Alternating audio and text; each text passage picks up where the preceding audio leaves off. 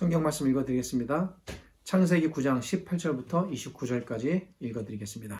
방주에서 나온 노아의 아들들은 셈과 함과 야벳이며 함은 가나안의 아버지라. 노아의 세 아들로부터 사람들이 온 땅에 퍼지니라. 노아가 농사를 시작하여 포도나무를 심었더니 포도주를 마시고 취하여 그 장막 안에서 벌거벗은지라. 가나안의 아버지 함이 그의 아버지의 하체를 보고 밖으로 나가서 그의 두 형제에게 알림해 셈과 야벳이 옷을 가져다가 자기들의 어깨에 메고 뒷걸음쳐 들어가서 그들의 아버지의 하체를 덮었으며 그들의 얼굴을 돌이키고 그들의 아버지의 하체를 보지 아니하였더라. 노아가 술이 깨어 그의 작은 아들이 자기에게 행한 일을 알고 이에 이르되 가나안은 저주를 받아 그의 형제의 종들의 종이 되기를 원하노라 하고 또 이르되 셈의 하나님 여호와를 찬송하리로다. 가나안은 셈의 종이 되고 하나님이 야벳을 창대하게 하사 셈의 장막에 거하게 하시고 가나안은 그의 종이 되게 하시기를 원하노라 하였더라. 홍수 후에 노아가 350년을 살았고 그의 나이가 950세가 되어 죽었더라. 오늘은 이 본문을 6번째로 살펴보는 시간입니다. 셈의 장막에 대한 성경적 고찰이라는 제목으로 말씀을 나누겠습니다. 지금까지 본문에 나와 있는 내용들을 조목조목 살피면서 진행해 왔고 오늘은 그 끝에 이르러 이제 마지막 한 부분에 대한 설명만을 남겨놓고 있습니다. 그 마지막 부분은 바로 셈의 장막에 대한 부분입니다.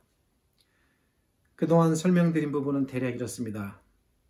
우리는 이 본문을 어떻게 장차 나타날 아브라함의 출현과 연관해서 생각해 보아야 하는가?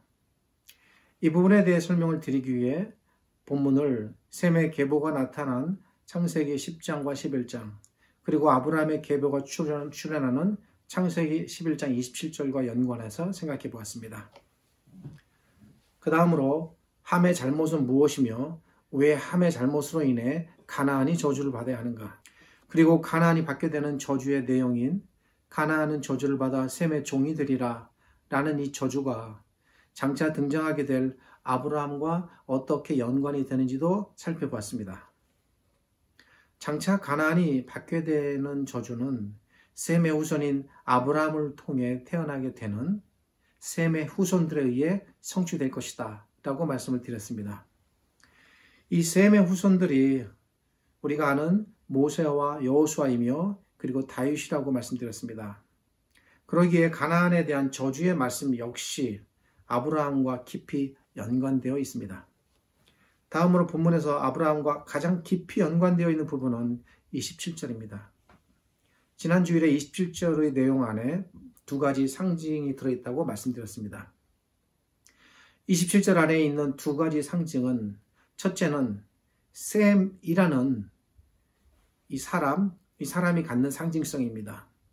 셈이 갖는 상징성은 여기 기록된 셈은 우선 셈 본인을 포함하지만 뿐만 아니라 셈의 모든 후손들까지 포함하는 상징의 의미다라고 말씀드렸습니다. 근데 문제는 여기서 셈의 후손이 과연 누구라는 건가라는 것이죠. 성경이 여기서 말하고자 하는 것이 무엇인가? 성경이 궁극적으로 말하고자 하는 셈의 후손은 말씀드리기를 셈의 혈통적 후손이 아니라는 것입니다. 셈의 후손은 그러니까 창세기 10장 11장까지의 계보만을 보면 셈의 혈통으로 등장하지만 좀 더 넓게 바라보면 혈통을 초월한다는 것이죠.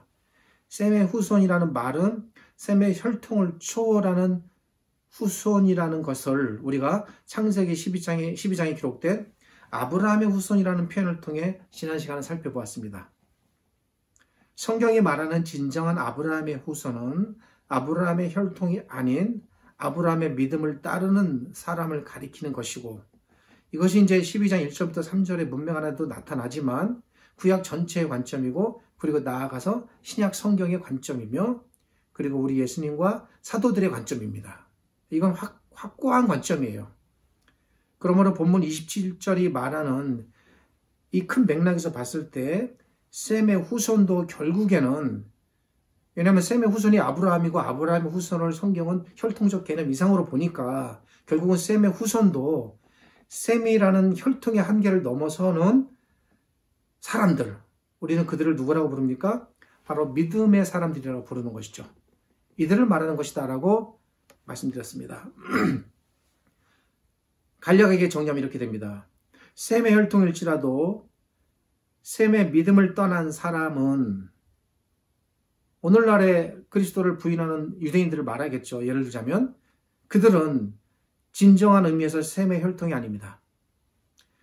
셈의 혈통이 아닐지라도 셈의 믿음을 따른다면 비록 그들은 셈의 혈통을 가지고 있지 않아도 셈의 후손들이 됩니다. 이러한 믿음의 후손이 바로 셈의 후손이며 아브라함의 후손이고 그리고 다윗의 후손이고 나아가서 예수 그리스도의 후손이며 그리고 궁극적으로 이들이 바로 하나님의 후손, 즉 성경이 말하는 하나님의 아들들입니다. 이들이 바로 우리 신자들입니다. 그러기에 우리 신자들이 바로 셈의 후손들이다 라고 그렇게 정리할 수 있는 겁니다. 그리고 이제 그 다음 두 번째 상징도 이 관점에서 살펴보게 되는 것입니다. 이게 무너지면 두 번째 상징에 대한 의미도 함께 무너지게 됩니다. 이 전제는 대단히 중요한 거예요.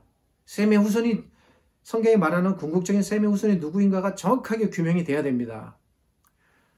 27절 안에 담겨있는 나머지 한 부분에 대한 성경 상징의 의미를 살펴보려고 합니다. 그 상징은 바로 셈의 장막이 갖는 상징적인 의미입니다. 이 부분을 설명드리기 위해 다시 27절의 우리말 성경을 읽어보겠습니다. 27절은 다음과 같이 말합니다. 하나님이 야벳을 창대하게 하사 셈의 장막에 거하게 하시고 가나안은 그의 종이 되게 하시기를 원하노라 하였더라. 여기서 중요한 두 가지 내용은 셈의 장막에 거하는 존재가 누구인가라는 것과 그리고 이 셈의 장막이 갖는 상징의 의미는 무엇인가라는 것입니다. 우리말 성경에는 셈의 장막에 거하는 존재가, 말씀은 드린 부분입니다만 조금 다시 정리해 보겠습니다. 야벳인 것처럼 기록되어 있지만 히브리 원문과 비교하여 살펴보면 이 부분에 대한 우리말 성경이 약간 아쉽다. 그래서 굳이 표현하자면 오역이다 라고 말씀드렸습니다. 여기서 셈의 장막에 거하는 그 존재, 그는 야벳이 아니라 하나님이시다 라는 사실이 히브리 원문 성경을 볼 때 매우 분명하게 드러나는 것이라고 말씀드렸습니다. 셈의 장막에 거하는 존재를 야벳으로 볼 것인가 아니면 하나님으로 볼 것인가는 매우 중대한 문제가 됩니다. 이렇게 생각해 볼 수 있습니다. 예를 들어 만일 A라는 사람이 B라는 사람의 집에 거주합니다. 허락 없이 무단으로. 그것은 A라는 사람이 B라는 사람의 집을 차지하고 주인이 되는 것을 의미하는 것입니다. 어렵게 집을 장만했는데 허락되지 않은 사람이 들어와 내 집을 차지하고 산다면 내 입장에서는 내 집을 뺏기는 격이 되겠습니다. 더욱이 구약시대 당시의 의미를 구약적 의미로 본다면 단순히 집을 뺏기는 정도가 아니라 집을 내준 B라는 사람은 A에게 종속되고 굴복되고 지배당하는 것을 의미하게 됩니다. 구약에서는 집이라는 것이 이렇게 중요한 의미였습니다. 단순히 장소의 문제가 아닙니다. 따라서 만일 우리말 성경대로 셈의 장막에 거하는 존재를 야벳으로 본다면 얘기가 이상하게 돌아갑니다. 이렇게 보면 야벳이 셈의 장막을 차지하고 셈의 주인이 된다는 것을 일단 의미하고요. 여기서 멈추는 것이 아니라 더 나아가서 야벳이 셈을 다스리고 지배하는 상황이 되는 겁니다. 이건 당연한 거예요. 집을 차지하는 것이 구약에서 그런 의미였으니까.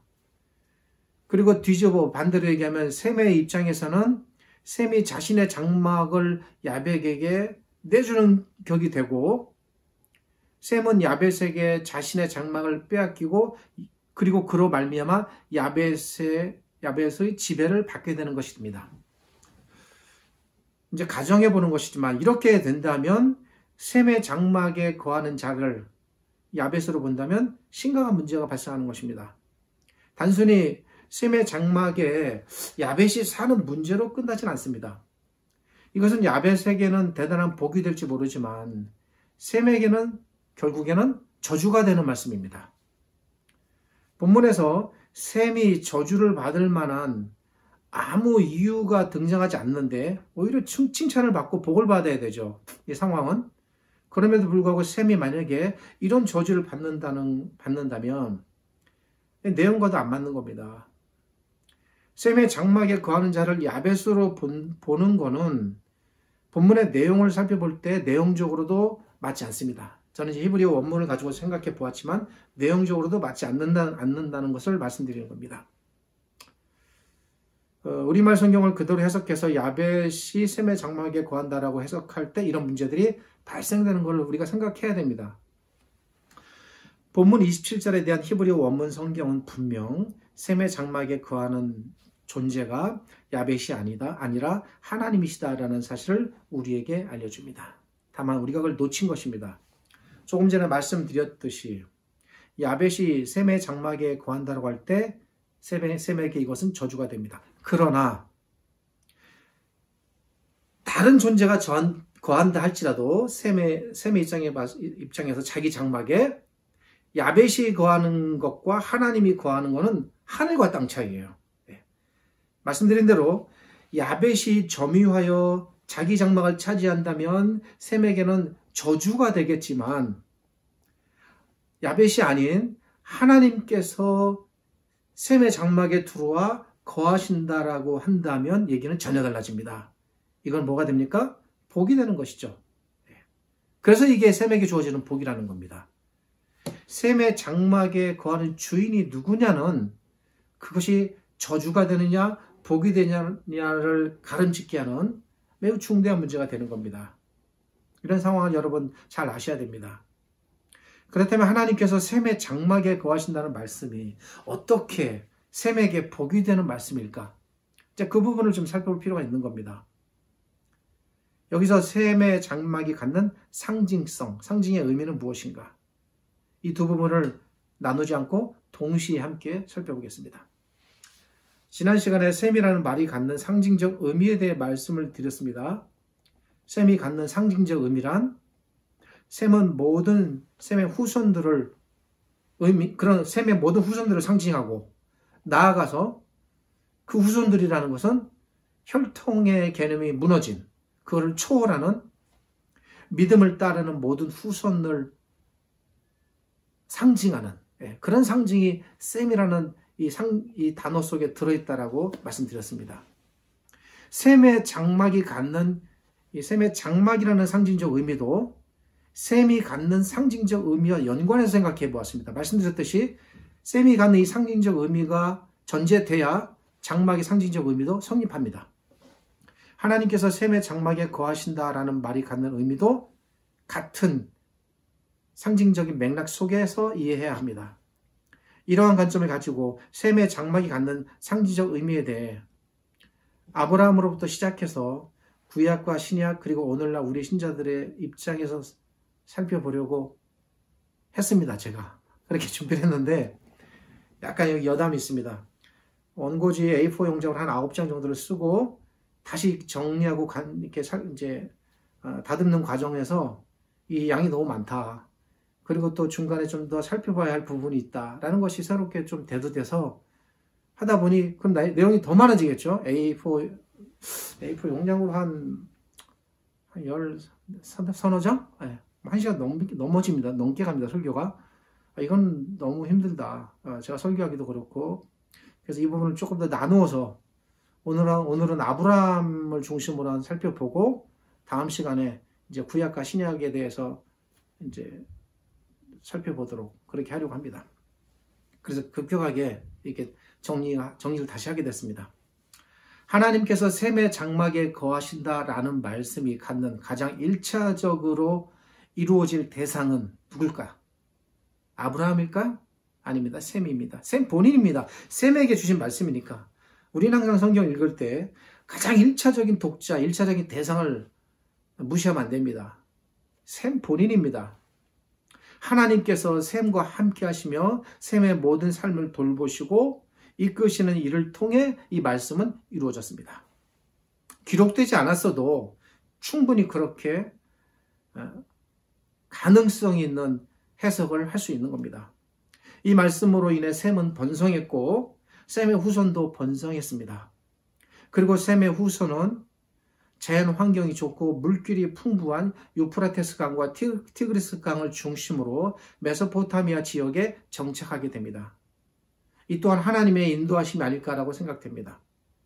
훗날 이 메소포타미아 지역에서 인류의 4대 문명 중 하나가 발생한 것만으로만 봐도 그 문명을 발생시킨 사람들의 원류가 셈의 후손들이거든요. 인류학적으로 볼 때 셈의 후손이 얼마나 복을 받고 번성했는지를 성경 외적인 증거로도 알 수가 있습니다. 그러한 셈의 번성을 성경은 우리 이제 성경이 중요하니까요. 성경을 통해 봐야 하니까 아브라함을 통해 간접적으로 조명해주고 있습니다. 아브라함의 삶을 잘 들여다보면 그것이 곧 셈의 후손이 얼마나 번성했는지를 역추적하는 것이죠. 단적을 알려주는 단서가 될 수 있습니다. 그러기에 우리는 하나님께서 셈의 장막에 거하신다라는 이 말씀의 의미를 가장 먼저 아브라함을 통해 살펴봐야 하는 것입니다. 우리가 알듯이 아브라함은 하나님의 부르심을 받고 가나안 땅에 들어갔을 때에 결코 그 삶이 순탄치 않았습니다. 그가 당한 어려움을 나열하자면 사실 한두 가지가 아닙니다. 10손가락으로도 모자랄 정도로 많습니다. 그는 가나안 땅에 들어갔을 때 당장 먹거리와 연관해서 심각한 어려움에 처하게 됩니다. 그뿐입니까? 자기 자식뿐입니까? 그가 데리고 온 수많은 동물들 그리고 가축들 다 어떻게 합니까? 심각한 기근을 만났습니다. 그래야 잠시 애굽으로 떠나 피신하게 됩니다. 그런데 애굽에서 바로에게 아내를 빼앗기게 되는 위기를 맞게 됩니다. 그리고 시간이 흘러 다시 가나안 땅으로 돌아왔을 때 또 다른 위기를 맞습니다. 조카 롯의 모든 가족들이 그 당시 연합전쟁이라고 할 수 있는 북쪽 지역 왕의 침입을 받아 사해 근방의 여러 나라들이 연합으로 대처하였지만 결국 그 전쟁에서 패하고 그 패배 속의 지역에 살고 있었던 롯과 그의 모든 가족들이 다른 포로들과 함께 끌려가는 일이 갑자기 발생한 것입니다. 롯이 누구인지는 여러분 잘 아시죠? 그 다음에 땅과 후손의 문제에 그가 직면했습니다. 이거는 해결이 안 되는 문제예요. 다른 거는 눈에 보이게 해결이 되지만 이건 끊임없이 그를 괴롭히는 문제입니다. 마치 멀리 있는 무지개 같습니다. 무지개를 쫓아 가까이 갔다 싶으면 또 멀어지고 갔다 싶으면 또 멀어지고 구름만 좀 덮으면 사라지고 잡힐 때 잡히지 않는 문제입니다. 언제 땅이 주어지는가? 언제 아들이 주어지는가? 요원해 보였습니다. 신기루 같은 거예요. 아브라함에게는. 땅과 후손 모두 아브라함에게는 정확히 제가 표현하면 현실적으로 가망이 없어 보였습니다.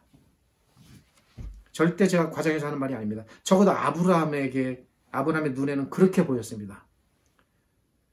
그 다음에는 지역 토착민들과의 갈등 또한 심각하게 대두되었습니다.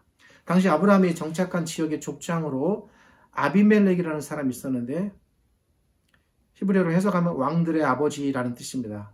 이 아비멜렉은 지난번 바로에 이어 또다시 아브라함의 아내 사라를 아내로 삼고자 했고 이 문제가 또 생겼습니다.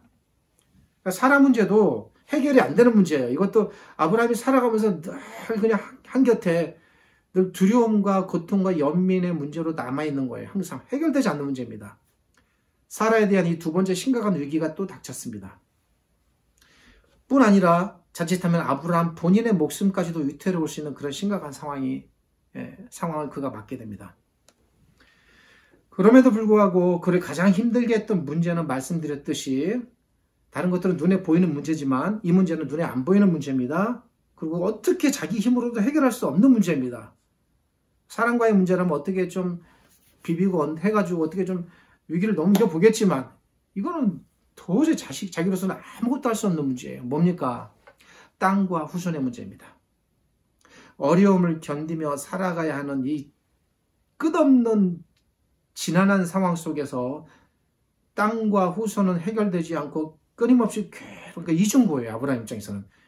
눈에 보이는 문제도 산적해 있는데 이것이 또 내 쪽으로 있으니까 얼마나 힘들었겠습니까? 하나님께서는 분명 가나안 땅을 기업으로 주시겠다고 약속하셨지만 가나안 땅이 지금 다 누가 차지하고 있습니까? 그리고 그 세력들이 얼마나 강력합니까? 아브라함 자기에게 주어질 것이다 라는 이 말씀은 요원하게 들리는 거예요. 언제 그런 일이 일어날까? 현실적으로는 증거가 없는 겁니다. 이 약속이 결국 아브라함에게는 이루어질 말씀으로 들리지 않았습니다. 그런 증거가 있어요. 아브라함이 그런 자기 심정을 표현한 증거들이 성경에. 아브라함은 하나님께 이런 의문을 품기도 했습니다. 하나님, 정말 이 땅을 제게 주시겠다고 해서 제가 이렇게 들어왔는데 제가 이 땅을 차지하고 살 거다라는 뭐 있습니까? 지금까지 제가 어떻게 살았습니까? 없지 않습니까? 증거도 없지 않습니까? 어떻게 제가 알 수 있습니까? 이런 정도로까지 그의 힘든 마음을 하나님께 표현하기도 했습니다. 후손의 문제도 마찬가지입니다. 아브라함의 입장에서는 결코 하나님께서 자신에게 아들을 주실 수 없을 것이다 라는 생각이 점점 확고해졌어요. 여러분은 착각하시죠? 아브라함이 점점 하나님께서 아들을 줄 거다라는 믿음이 점점 더 강해졌고 점점 더 믿음이 튼튼해질 거라고 생각하죠. 정반대예요. 처음에 부름 받았을 때는 그래 가능성이 있겠다 생각했지만 시간 지날수록 점점 그의 마음 흔들리고 그것이 안 될 것이다 라는 쪽으로 굳어지기 시작하는 거예요. 정반대로 가고 거예요. 여러분이 아는 것과 정반대입니다. 아브라함 75세에 이 말씀을 들었을 때는 오늘날 우리나라 때라면 남성 한 40대 50대 정도 되는 거니까 연령 수치로 따지면 그래도 가망이 조금은 남아있다라고 생각했을지 모르지만 여러분 남성 나이가 70, 80 먹으면 어떻게 되겠습니까? 어려운 겁니다. 현실적으로. 시간이 가고 세월이 흘러 10년이 지나고 20년이 지나도 약속의 말씀은 전혀 기미가 안 보이고 아마드간 얘기처럼 어쩌면 잊혀져 갔을 수도 있어요.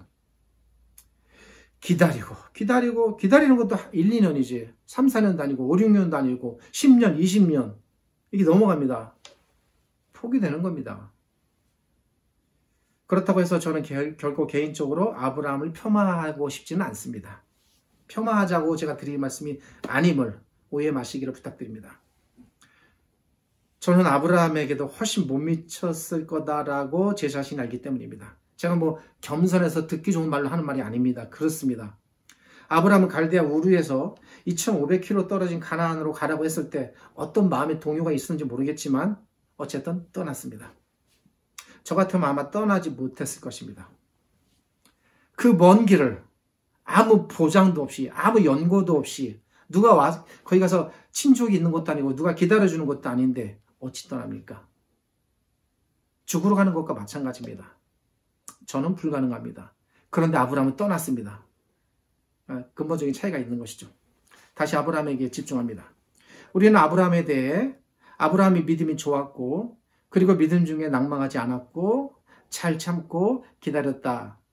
그렇게 믿음으로 참고 기다리니 마침내 아들을 얻는 큰 복을 누렸다. 라고 배웠으며 혹 성경을 그러한 방식으로 이해할지 모르시겠습니다만 이것은 사실 성경이 말하는 것과 전혀 다른 얘기입니다. 누군가 여러분들에게 그렇게 말씀하셨다면 그건 잘못 가르친 것이고 여러분들은 성경을 잘못 들었고 잘못 이해했고 잘못 배웠습니다. 제가 분명하게 말씀드립니다. 사실은 그렇지가 않습니다. 저의 생각이 아니라 여기에 관한 좋은 책들도 많이 나와 있습니다. 시중에 잘 살펴보십시오. 아브라함은 좌절했고 아브라함은 낭망했고 아브라함은 참지 못했고 아브라함은 의심했습니다. 아브라함은 결코 인내심이 좋은 사람이 아닙니다. 얼마나 아브라함이 인내심이 나약한 사람인가가 가나안 땅에 들어가자마자 나타납니다. 심지어 아브라함은 하나님의 약속을 거의 완전이라고 표현하기 좀 과하고 제가 보던 관점에서는 거의 그 믿음의 수치를 100이라고 놓고 본다면 뭐 이런 표현이 적절할지 모르겠습니다만 거의 20, 30점대에 이를 만큼 거의 포기한 상태까지도 이르기도 했습니다. 이것이 75세부터 100세까지 이어지는 아브라함의 삶의 여정의 모습입니다. 창세기 12장부터 창세기 21장까지 22장은 제가 떼놓습니다. 그건 별개 사건입니다. 21장까지를 여러분 집중해서 꼼꼼히 읽어보십시오. 한 문장도 놓치지 말고. 아브라함의 삶은 결코 믿음의 삶이라고 하기에는 너무 빈약합니다. 아브라함의 삶은 결코 참고 견뎌낸 숭고한 인내의 삶이 아닙니다. 그는 쉽게 잊었고 쉽게 의심했고 쉽게 포기했습니다. 흔들렸습니다. 못 기다렸습니다. 다만 굳이 표현한다면 어쩔 수 없이 25년의 삶을 오늘은 이렇게 제가 표현해 보겠습니다. 그 어떤 힘에 이끌려서 그 삶의 이끌림을 받아 살아간 것입니다. 그 무엇의 힘? 그것은 과연 무엇일까? 이에 대해서는 다음 기회에 창세기 12장부터의 내용을 다룰 때에 말씀드리겠습니다. 우리가 창세기 12장부터 21장까지를 잘 이해할 때 비로소 우리는 창세기 22장에서 아브라함이 이삭을 하나님께 드릴 수 있었던 이 사건을 성경적 관점에서 제대로 이해할 수 있게 됩니다. 말씀드렸듯이 그가 얼마나 쉽게 포기하고 기다리지 못했는가를 보여주는 단적인 사건이 아브라함이 이때는 그렇게 세월이 많이 흐르지도 않았어요. 예. 아마 추측컨대 가나안 땅으로 들어간 지 몇 년 안 됐을 것입니다. 그의 젊은 충복 엘리에셀을 양자로 삼고자 했습니다. 이 엘리에셀이 누구냐면 나중에 아브라함이 자기 아들 이삭을 결혼시킬 때 북쪽으로 보낸 그때는 노복이 되겠죠. 예. 나이 많이 드신 그 종입니다. 그렇게 아브라함을 철저하게 주인으로 잘 받들어 섬긴 종입니다. 근데 그가 젊었을 때 아브라함도 아마 마음에 담뿍 들었던 것 같습니다. 이 정도면 괜찮다. 그래서 그를 그의 아들로 삼고자 했습니다. 그뿐 아니라 그가 또한 여종 하갈을 맞아 이스마엘을 낳고 이 이스마엘이라도 살아서 내 아들로 살아남아 하나님께서 주신다는 그 약속을 이 이스마엘을 통해서라도 이루어졌으면 좋겠습니다. 그렇게 고백했어요. 이 안에 담긴 의미가 뭔지 압니까? 포기한 거예요, 아브라함은. 이외에도 아브라함의 기다리지 못함과 그의 불안한 믿음에 대한 증거들이 성경에는 많이 있습니다. 이런 걸 다 놓치고 있는 거예요, 우리는. 왜? 성경을 자꾸 인물 중심으로 보니까. 아브라함은 매우 심각한 믿음의 위기와 포기와 절망과 좌절의 연속성 속에서 삶을 살아가야 했습니다. 그런데 여러분, 창세기 12장부터 21장까지를 꼼꼼히 읽어보십시오. 이런 표현 드리면 좀 죄송합니다만 남의 말만 듣고 쉽게 판단하지 마시고 직접 자신의 눈으로 공부하듯이 꼼꼼히 읽어보시라는 말씀입니다. 하나님께서 어찌하셨습니까? 시간상 제가 낱낱이 다 설명드릴 수 없습니다. 다음에 또 어차피 설명드릴 거니까 그냥 한마디로 말씀드립니다. 하나님께서는 아브라함이 처한 이 모든 위기와 좌절과 낙담의 순간들 속에서 단 한 번도 아브라함을 어려움에 처하도록 놔두거나 방치하거나 외면하지 않으셨습니다. 길 잃은 어린아이를 모른 척하고 지나가는 부모와 같은 그런 하나님이 아니시라는 겁니다. 위기 때 언제나 나타나서 아이의 손을 붙잡아 건져내셨습니다. 자신에게 말씀드릴 수 있건데 하나님께서는 제가 볼 때 아브라함을 놓치신 적이 단 한 번도 없습니다. 단 한 차례도, 단 한순간도 없으십니다. 절체절명의 상황 속에서 언제나 나타나셨고 언제나 개입하셨고 언제나 거기서 건져내셨습니다. 건져내면 또 흔들리고 건져내면 또 흔들리고 계속 그런 연속입니다. 아브라함은. 잘 읽어보십시오. 하나님께서 어떻게 그때그때 나타나셔 문제를 해결해 주셨는지. 이렇게 하나님께서는 아브라함이 위기에 처했을 때 언제나 나타나시고 개입하셨습니다. 언제나 그를 지키셨습니다. 언제나 그의 삶에 개입하셨습니다. 언제나 그를 안전하게 보호하셨습니다. 어떤 보이지 않는 거대한 안전망이 늘 아브라함을 두르고 있는 겁니다. 그걸 아브라함이 모르는 겁니다. 못 보고. 그렇게 하나님께서는 약속하신 말씀을 이루어 가셨습니다. 근데 그 약속한 말씀이 뭡니까? 셈의 장막에 거하겠다는 이 말씀입니다. 이게 시작이 되는 말씀입니다. 그냥 느닷없이 하나님께서 갑자기 생각이 탁 나가지고 보호해줘야 되겠네, 놔두면 안 되겠네, 그런 한 게 아니라는 것입니다. 창세기 12장은 이렇게 시작해서 마침내 21장에서 정점에 도달하게 됩니다.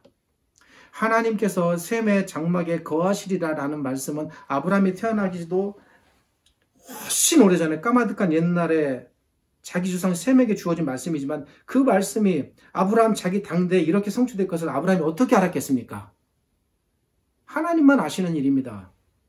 창세기 12장부터 21장까지는 이러한 하나님의 약속이 오늘 본문 셈의 장막의 거리라는 이 말씀이 아브라함의 전 삶을 통해서 어떻게 성취되어 가는가를 과정을 보여주는 말씀입니다. 그러니까 이 한 구절의 말씀이 아브라함의 삶 전체를 통해서 펼쳐졌다고 볼 수 있습니다. 제가 볼 때는 그림적으로 표현하자면 하나님께서 자신이 셈에게 하신 말씀을 아브라함을 통해 이루어 가셨음을 성경은 끊임없이 보여주고 싶은 겁니다. 그걸 보여주겠다는 거예요. 이것이 성경의 관점이고 성경의 방향이고 성경이 말하고 싶은 겁니다. 이것이 바로 하나님께서 셈의 장막에 거하시리라 라는 말씀의 의미의 성취라고 볼 수 있어요. 하나님께서 셈의 장막에 거하시겠다라고 말씀하신 그 약속의 말씀이 셈과 그의 직접적인 계보뿐 아니라 가장 일차적으로 눈에 보이게 성경이 기록하는 증거를 따르면 아브라함을 통해 이렇게 이루어졌음을 우리가 보아야 하는 겁니다. 하나님께서 셈의 장막에 거하시라라는 이 말씀이 아브라함의 당대에 어떻게 이루어졌는지를 살펴보는 일은 우리에게 매우 중요한 일이 됩니다. 왜 그렇습니까? 제가 그냥 재미있는 얘기 하려고 드리는 말씀이 아니죠. 그것은 지난 시간들을 통해 그렇게 제가 누차에 간곡한 마음으로 말씀드렸듯이 성경이 궁극적으로 말하는 셈의 후손이 바로 우리 신자들이기 때문입니다. 연관되어 있어요, 우리와. 우리가 곧 셈의 후손이며 우리가 곧 아브라함의 후손이라면 사실 제가 가정법으로 말씀드려 죄송합니다만 후손입니다. 네, 가정이 아니에요. 이렇게 후손인데 뭘 의미합니까? 그것은 하나님께서 셈의 장막에 거하리라 라는 말씀을 셈과 그리고 아브라함의 당대에 이루어 가셨다면 하나님께서는 오늘날 여전히 셈의 후손으로 살아가는 우리들 역시 같은 방식으로 이끌어 가실 것을 우리가 믿음으로 바라볼 수 있는 거예요. 이 논리가 대단히 중요합니다. 하나님께서 셈의 장막에 거하리라 라고 말씀하셨고 그 말씀대로 셈과 아브라함을 이끌어 가셨잖아요. 근데 그 사건을 통해서 우리가 여전히 오늘날 믿음을 통해 셈의 후손 안에 들어와 있습니다. 그렇다면 같은 원리로 하나님께서는 동일한 신실하심으로 동일한 은혜와 보호와 원리로 우리를 그렇게 이끌어 가실 거다라고 믿는 겁니다. 이걸 우리가 믿음이라고 하고 다른 말로 또 소망이라고 합니다. 우리는 이렇게 성경을 통해 하나님을 깨닫고 하나님을 믿어야 합니다. 조금 잠깐 견 이야기를 하겠습니다. 부탁드리건대 여러분의 믿음이 자기 허상이나 자기 이성이나 좀 격정적인 사람은 또 자기 감정이나 어떤 사람은 또 자기 판단이나 또 자기 의지나 안 되는 걸 가지고 막 의지를 어떻게 하려고 합니다. 아니면 자기 확신이 있어요. 자기 신념이 있어요. 이것도 좀 문제예요. 어떤 사람은 또 자기 경험이 있어요. 내가 경험해보니 이렇더라 저렇더라. 아니 또 자기 체험이나 뭐 너무 많아요. 이런 것들이. 이런 것들을 근거하지 않도록 조심해야 돼요. 절대 그렇게 하면 안 됩니다. 그런 건 다 하나님께서 믿음을 통해서 주시는 어떤 은혜일 수는 있겠지만 그게 믿음의 가장 기초가 되는 근거가 될 수는 없어요. 어찌 보면 이런 것들은 믿음을 가장한 다른 것들이라고 저는 생각합니다. 그냥 믿음처럼 보입니다. 위험합니다. 언제나 변할 수 있습니다. 사람의 감정의 기복이 얼마나 심합니까? 오늘은 보고 내일은 못 보고 막 그러는데 믿음이 그렇게 따라가면 어떻게 되겠습니까? 주의하셔야 합니다. 여러분의 믿음은 언제나 성경에 근거해야 합니다. 근데 이게 말처럼 쉽지가 않은 거예요. 절대 쉽지 않습니다. 저도 개인적인 싸움이 늘 이 부분에 대한 싸움입니다. 성경에 근거해야 하는데 어떻게 해서 그 근거를 찾을 것이며 그렇게 근거한 믿음을 내가 어떻게 키워갈 것인가 늘 이것이 내 안에서의 싸움입니다. 여러분의 믿음은 그렇게 성경에 근거해야 되고 하나님을 아는 것에 근거해야 합니다. 그나마 그렇게 해야 그 믿음이 흔들리지 않고 든든해지고 조금씩이라도 자라갈 수가 있습니다. 그리고 예수님께서 하신 말씀 결코 허투루 듣지 마십시오.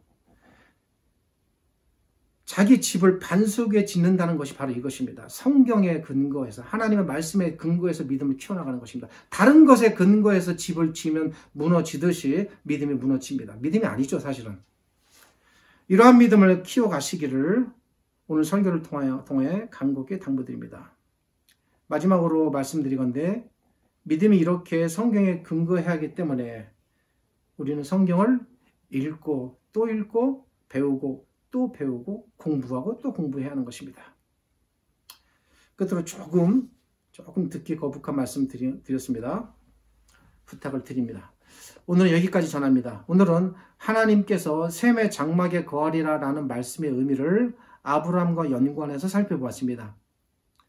그렇다면 다음 시간에는 이 약속의 말씀이 아브라함 이후에 구약 전체와 그리고 신약을 통해서 어떻게 성취되고 이루어지는가, 그 이후에 이제 성막이라는 것이 이제 등장하고 성전이라는 것이 등장하는데 성전은 또 무너지고 또 그리스도께서 오시고 또 교회가 세워지고 막 엄청난 변화가 이루어지죠. 예. 근데 이런 걸 다 살펴봐야 되는 겁니다. 그래서 그런 전체 과정을 통해서 궁극적으로 이 셈의 장막에 거하리라라는 이 하나님의 말씀이 어떻게 살아 움직여 하나님의 모든 구원 역사 속에서 계속 이루어져 왔는가, 그리고 우리 시대에 지금 어떻게 계속 이루어지고 있는가, 이런 것들을 이제 살펴보도록 그렇게 하겠습니다. 기도하겠습니다. 하나님 감사합니다. 오늘 이 말씀을 통해서 미력 하나마 티끌 만큼이라도 감히 하나님이 어떤 하나님이신지를 조금 더 알고 싶은 마음으로 추스려보고 살펴보았습니다. 부족하고 미흡함 투성이겠지만, 그러나 이러한 부족함과 미흡함을 통해서라도 성령 하나님께서 은혜를 베푸시고, 그래서 각 사람들에게 하나님의 말씀이 잘 자리 잡게 하시고 그들이 이해하고 알아가는 일이 있다면 그 또한 큰 은혜이고 하나님의 복인 줄 압니다. 오늘 이 말씀이 우리 각 신자들에게 그런 하나님의 말씀으로 자리 잡기를 바라며, 누구에게 어떤 방식으로 들릴지는 알지 못하지만 그렇게 하나님께서 하나님의 일들을 이루어 가시고 각 사람을 일으켜 세우시고 각자들을 하나님의 믿음의 사람들로 만들어가는 그런 디딤돌이 되는 말씀이 되기를 간절히 바랍니다. 지금은 우리 주님 예수 그리스도의 은혜와 저희를 지극히 사랑하시는 아버지 하나님의 크신 사랑과 오늘도 이 말씀으로 우리에게 말씀하시고 깨닫게 하시고 일으켜 세우시며 이끌어 가시는 성령 하나님의 함께 하심이 오늘 이 말씀이 읽혀지고 들려지는 모든 곳에 하나님의 거룩한 은혜가 가득하게 넘쳐나시기를 우리 주님 예수 그리스도의 이름으로 축복하며 기도드립니다. 아멘.